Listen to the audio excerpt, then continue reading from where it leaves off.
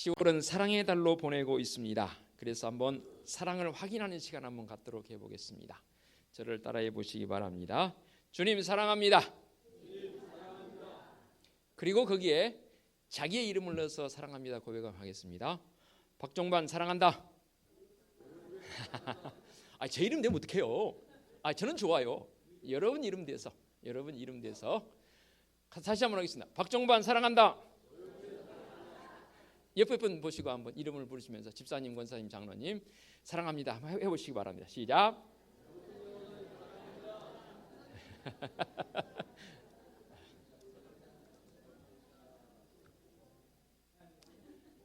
확실히 사랑한다니까 얼굴이 확 펴지는구만요.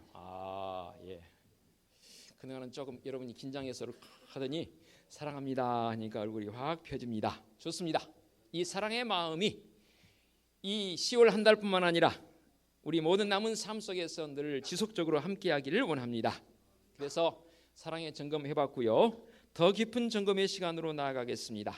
오늘 이 시간 우리에게 주신 말씀은, 이 로마서의 말씀은 전체적으로 한마디로 요약해 본다면 이겁니다. 의인은 믿음으로 산다. 의인은 뭘로 산다고요? 이 믿음 대신에 사랑을 넣어도 괜찮습니다. 의인은 사랑으로 산다. 이렇게 고백해도 됩니다. 그래서 오늘 말씀의 제목이 의의 종으로 살아가기라는 제목의 말씀입니다. 의인. 이 의인이란 말은 의라는 이 단어부터 먼저 개념을 파악하면 충분히 이해되어지죠. 의가 뭐라고요? 늘 말씀드렸습니다. 잊지 말라고 제가 말씀드립니다. 의는 하나님 마음에 합한 것, 하나님 마음에 든 것, 이게 의입니다. 거기에 사람 인자가 붙었습니다. 의인. 이 말은 하나님 마음에 든 사람, 하나님 마음에 합당한 사람, 이게 바로 의인이 되겠지요. 그렇습니다. 오늘 19절 하반절 본문의 내용의 다음 절에 있는 19절 하반절에 보게 되면 이렇게 말씀을 하십니다. 너희 지체를 의에게 종으로 내주어 뭐룩함에 이르라? 거룩함에 이르라. 이게 그렇습니다. 의인의 삶은 거룩한 삶으로 발전이 되어져야 합니다. 연결선상에 있습니다. 문제는 우리를 속에 자리 잡고 있는 죄의 뿌리가 너무 깊다는 사실입니다. 나무 뿌리가 깊으면 그 나무는 어떤가요? 건강한 나무가 돼요. 우리 주변에 아직 단풍이 들기는 드는데 아직은 좀 덜해요. 설악산이나 높은 산에는 벌써 단풍이 울긋불긋 잘 들어서 낙엽이 곧 떨어질 터인데 아직 우리 주위에는 단풍이 들지는 않았습니다. 이 든 것도 있지만 그러나 개 중에 일찍 단풍이 든 나무들이 있습니다. 왜 그럴까요? 바로 뿌리가 깊지 않았습니다. 왜냐하면 자기가 살아가려면 빨리 잎을 떨어뜨려야 자기가 살거든요. 그러니까 뿌리가 깊지 않으니까 충분히 수분이나 영양분을 공급받지를 못했어요. 그러니까 일찍 잎을 떨어뜨리기 위해서 단풍이 드는 것이지요.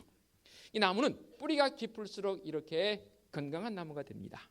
그러나 죄의 뿌리는 그렇지 않습니다. 죄의 뿌리는 아예 없든지 아니 없을 수는 없는 일이지만 얇든지 아니면 짧든지 없으면 도대체 않겠습니까? 그렇습니다. 우리 속에 도사리고 있는, 우리 속에 내재해 있는 이 죄의 뿌리가 깊어진다면 큰일입니다. 그런데 우리는 이 죄의 뿌리를 없앨 수는 없는 일입니다. 그러나 예수 그리스도의 보혈의 공로로 없음에 대한 부분을 확인하고 나아갈 수 있는 신앙적 고백은 있지요. 그러나 우리 속에 내재되어 있는 이 죄적 뿌리 계속해서 열심히 훈련하고 신앙생활을 해나가면 이 뿌리는 최소화시킬 수 있습니다. 그래서 성경에 이렇게 말씀하십니다.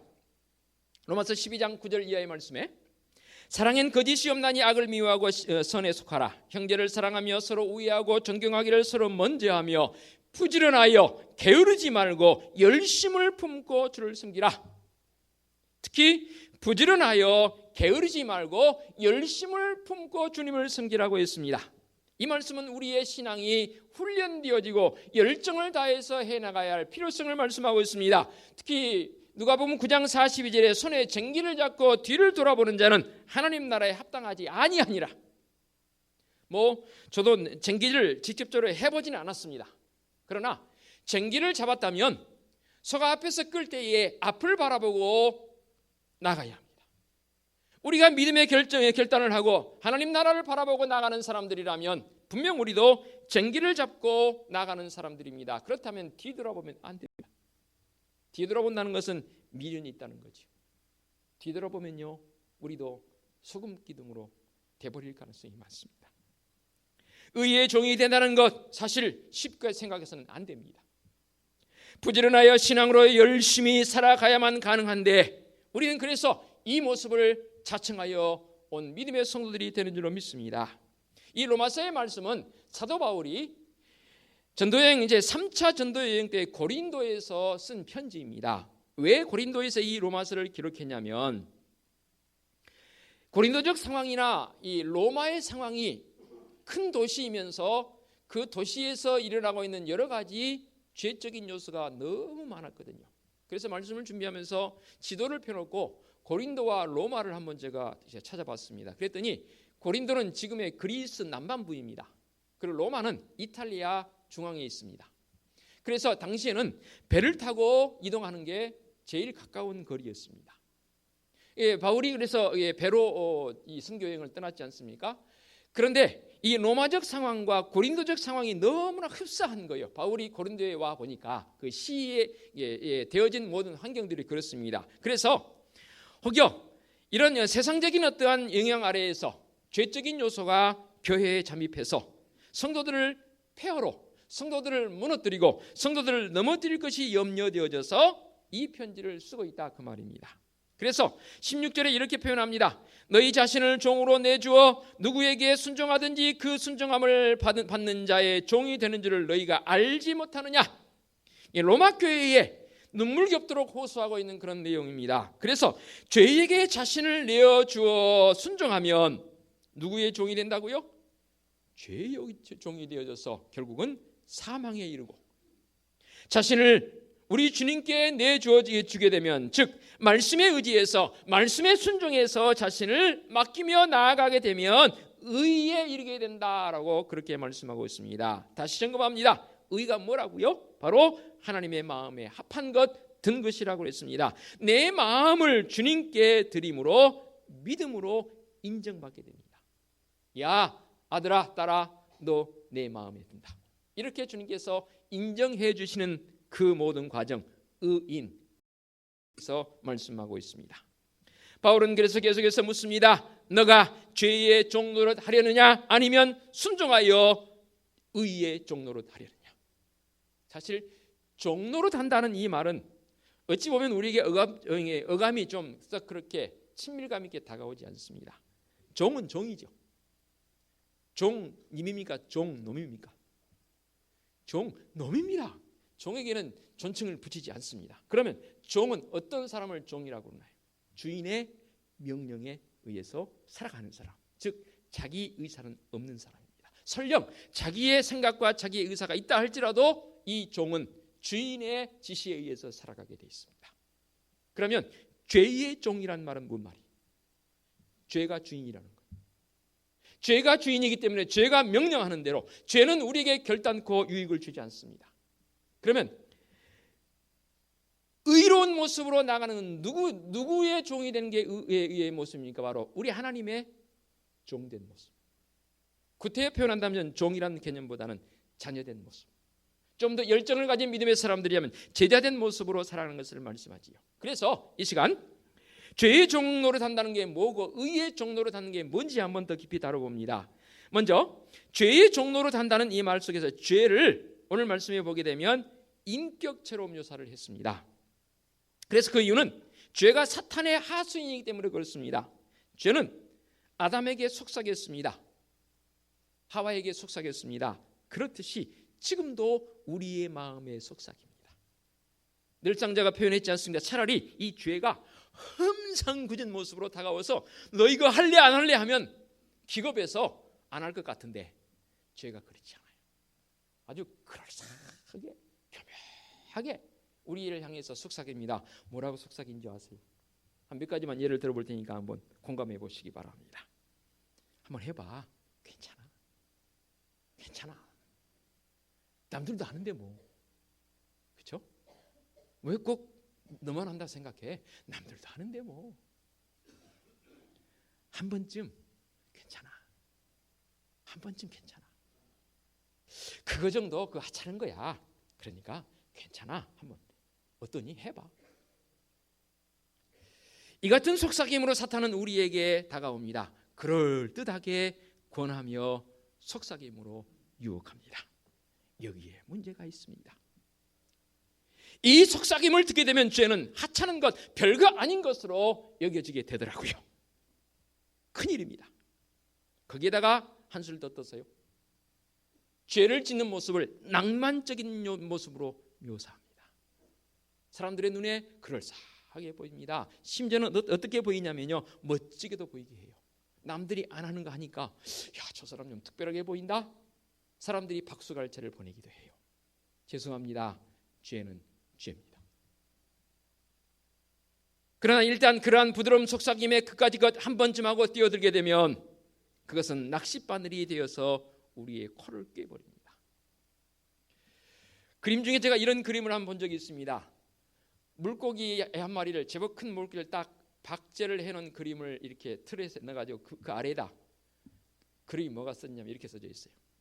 내가 입을 벌리지 않았다면 이 자리에 있지 않을 것이다.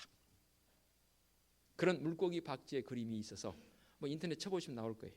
거기는 입을 내가 꽉 다물지만 않았다면이라고 표현됐지만 저는 이렇게 해석하고 싶어요. 내가 한번 입을 열지만 않았다면, 즉 낚시에 걸려서 잡혀서 그 물고기 모습이 자기 자랑하려고 박제를 해서 딱 해서 아래다 그렇게 딱 썼어요.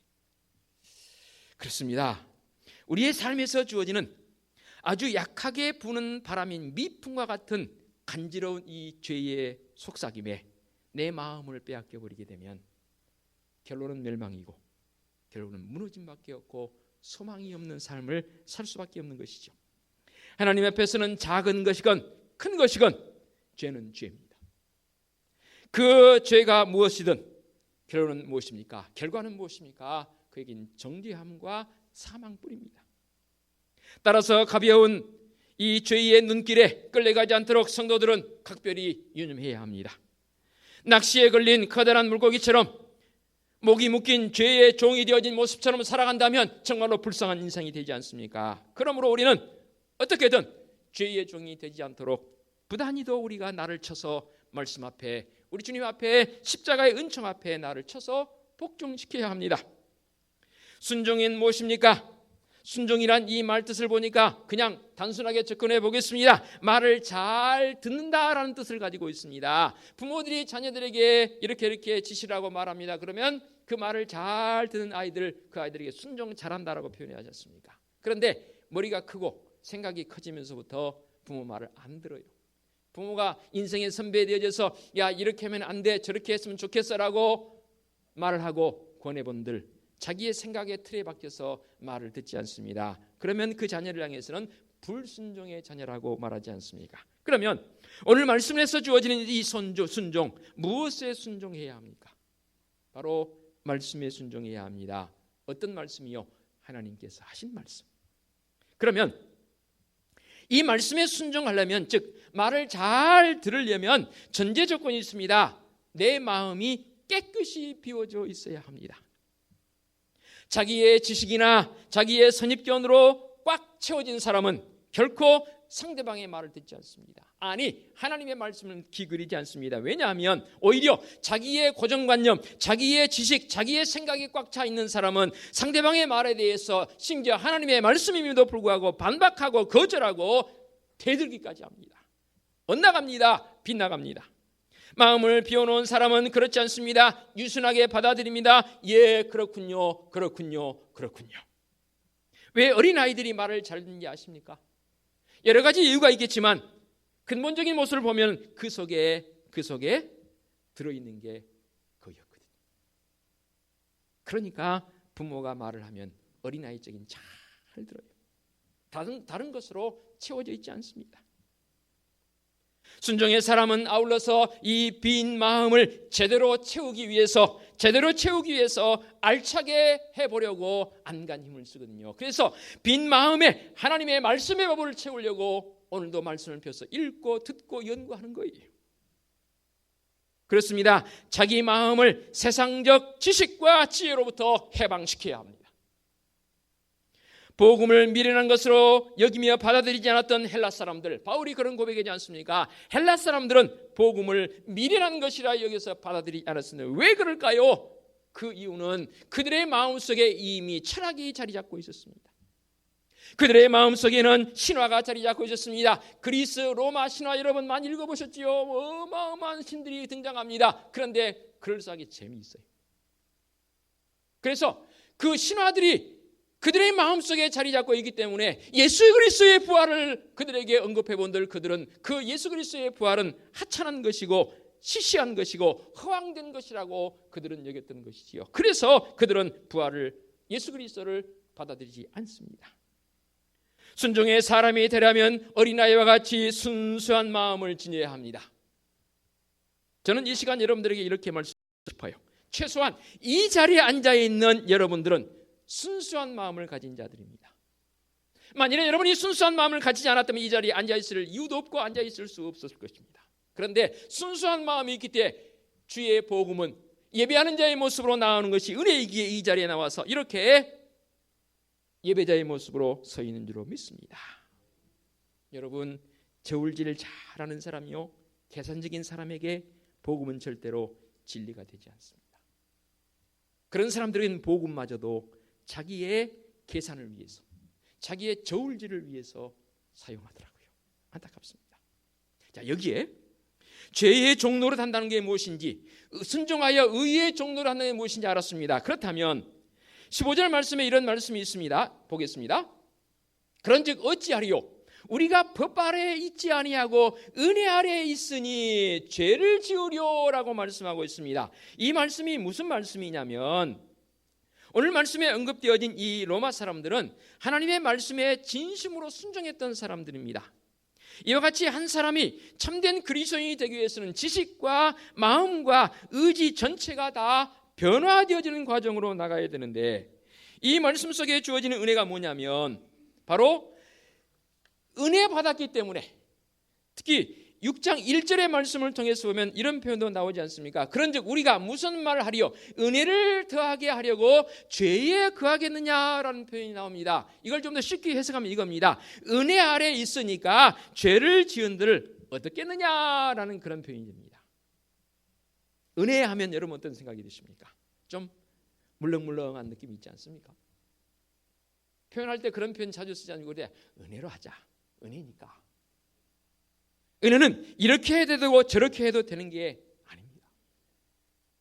심지어 성도들 중에서는 은혜인데 이 정도쯤이야 라고 하나님도 이해해 주시겠지라는 합리화를 시킵니다. 그러나 성경에서 우리에게 말씀하고 있는 바 말씀을 제대로 안다면 결코 우리는 그렇게 할 수 없습니다. 히브리서 6장 4절에 6절까지 이렇게 말씀합니다. 한 번 빚을 받고 하늘의 은사를 맛보고 성령에 참여한 바 되고 하나님의 선한 말씀과 내세의 능력을 맛보고서도 타락한 자들은 다시 새롭게 하여 회개할 수 없나니 이는 그들이 하나님의 아들을 다시 십자가에 못 박아 드러내놓고 욕되게 함이라 라고 했습니다. 그러니까 바로 우리 주님의 구속의 십자가의 은총을 통해서 바른 은혜를 깨달은 사람은 타락한 자들의 모습으로 갈 수 없다는 것이지요. 그렇게 타락해버리게 되면 다시 새롭게 하여 회개하게 할 수 없다 했습니다. 심지어 그들은 하나님의 아들을 다시 십자가에 못 박고 욕되게 하는 것이라 했습니다. 결코 그런 일이 우리에게서는 있어서는 안 되는 것 아니겠습니까? 다시 봅니다. 은혜를 더하게 하려고 죄에 거하겠느냐? 은혜 아래 있으니 죄를 지으면 어떻겠느냐라고 표현하는 이 표현 속에 바울은 15절 하반절에 이렇게 표현합니다. 그럴 수 없느니라. 여기에 저는 덧붙입니다. 결코 그럴 수 없느니라. 의인의 모습으로 부름받았다면, 명령에 의해서 말씀에 의해서 부름받았다면 예, 저는 그렇게 살아가겠습니다라고 결단해야 합니다. 그렇습니다. 예수 그리스도로 말미암아 의롭다함을 받은 성도들은 율법의 영역이 아니라 은혜의 영역에 있어야 합니다. 더 이상 죄에 얽매일 필요가 없다 그 말입니다. 그래서 서두에 말씀드렸습니다. 죄의 종과 의의 종을 말씀하고 있습니다. 죄의 종이 됐다는 것은 내가 죄의 종이 있다는 건 죄를 주인으로 섬기는 것이고, 의의 종이 됐다는 것은 우리 주님을 주인으로 섬기는 것이기에 그 말씀의 법을 따라 나아가는 믿음의 성도의 모습이 되는 줄로 믿습니다. 그래서 이 시간 조심스럽게 한번 이 말씀을 다시 언급하면서 점검해 봅니다. 바울은 로마 교회 성도들을 향해서 이렇게 칭찬을 합니다. 17절에 하나님께 감사하리로다. 뭘 감사하냐면, 너희가 전에는 죄의 종이었는데 이제는 순종함으로 의에 이르렀다. 너희 마음을 우리 주님께 주어서 말씀의 법을 따라 행하는 그 모습을 보니 내가 너무 감사하다. 너희가 본래 죄의 종이더니 너희에게 전해준 바 교훈의 본을, 너희에게 전해준 바 교훈의 본이 뭐였습니까? 말씀이었습니다. 바울을 통해서 여러 또 제자들을 통해서 그들에게 말씀의 법이 전해졌을 때 그들이 그 교훈의 본을 받아들였습니다. 그래서 마음으로 순종을 했습니다. 마음으로 순종했을 뿐만 아니라 그들에겐 열매도 주어졌습니다. 21절 볼까요? 너희가 그때에 무슨 열매를 얻었느냐? 이제는 너희가 그 일을 부끄러워하나니 이는 그 마지막이 사망이라. 보십시오. 이제는 너희가 그 일을 부끄러워한다는 말은 죄의 종이 되었던 삶의 모습을 부끄러워하고 있는 이 로마 교회 성도들을 향해서 바울은 감사하다. 봐라, 다시금 너희가 가지고 있는 너희에게 맺혀진 그 열매를 한번 점검해 보기를 원한다 말씀하고 있습니다. 이 시간 나도 우리도 내게 주어진 이 삶의 모습에서, 신앙적 모습에서 의의 종으로 살아가고 있는 내가 어떤 열매를 맺고 있는지 한번 점검해 봐야 할 시간입니다. 먼저 의의 열매가 얼마나 맺혀졌습니까? 매번 우리 하나님 앞에 너 내 마음에 든다, 너 내 마음에 든다, 의가 바로 하나님의 마음에 든 것이라 했다면 그 모습을 우리 주님께로부터 직접 여러분 날마다 경험하고 사냐 그 말입니다. 너 인생 왜 그렇게 사니? 언당한 자녀들 향해서 부모인 우리가 때로는 우리 주위에 있는 사람들에게 그렇게 교훈하잖아요. 너 왜 인생 그렇게 사니? 그렇게 살지 말어. 우리는 감히 말씀할 수 있습니다. 의의 열매가 가득한 우리 하나님의 마음에 합한 자의 모습으로 살아갈 수 있는, 그래서 너희가 그때에 무슨 열매를 얻었느냐? 전도의 열매는 과연 우리가 얼마나 맺고 있습니까? 이 사랑의 복음을 다른 사람들, 믿는 성도이건 믿지 않는 성도이건, 말씀 시작하면서 우리가 고백했습니다. 주님 사랑합니다. 박종반 사랑한다. 옆에 있는 분들에게 사랑 고백했습니다. 지도자님, 권사님, 성도님, 장로님 사랑합니다. 고백했습니다. 이 고백의 열매가 우리에게 얼마나 맺혀지고 있습니까? 사이와 오장 충원절 성령의 9가지 열매의 관점에서 접근했을 때에 과연 내 삶 속에 삶의 열매, 성령의 열매는 얼마나 맺혀지고 있습니까? 또 직분을 우리에게 받았다면 그 직분을 감당하기 위해서 거기에서 맺혀지는 나의 삶의 열매는 과연 얼마나 됩니까? 성령님으로 가득한, 성령 충만의 역사로 가득한 믿음의 성도들이라면 그 속에 놀라운 결실이 있는 줄로 믿습니다. 오늘 우리에게 주신 말씀처럼 교훈의 본을 마음으로 순종했던 로마교회 성도들처럼 내가 변화되어지고, 우리의 가정이 변화되어지고, 우리의 교회의 모습이 변화되어지고, 이 민족이 변화되어지기까지 오늘도 쉬지 않고 마음을 다해서 주님을 섬기며 나갈 수 있는, 그리고 의의 종으로의 모습으로 살아가시기 바랍니다. 결코 죄의 종은 인정받지도 못할 뿐더러 그 결론은 사망입니다. 그 사람에게는 미래도 없고 희망도 없고 소망도 없습니다. 그러나 의의 종으로 살아가는 사람, 분명 주님께서 나를 향해 칭찬하실 것입니다. 야 아들아 딸아, 너 내 마음에 든다. 기도하겠습니다. 그러고 하신 아버지 하나님, 의의 종으로 살아가기를 결단합니다. 로마교회 성도들이 그동안 복음을 알기 전에는 문화의 흐름 따라서, 사회 환경의 흐름 따라서 죄의 종으로 살았던 그들인데, 바울이 전하여준 복음을 듣고 그들은 의의 종이 되어지기로 마음으로 결단했고 삶의 모습에서 그렇게 드러나 보였습니다. 감사하리로다 했습니다. 우리도 주님 앞에 감사하리로다 칭찬 들을 수 있는 의의 종된 삶을 살아가게 하여 주시옵소서. 예수 그리스도의 이름으로 기도하옵나이다. 아멘.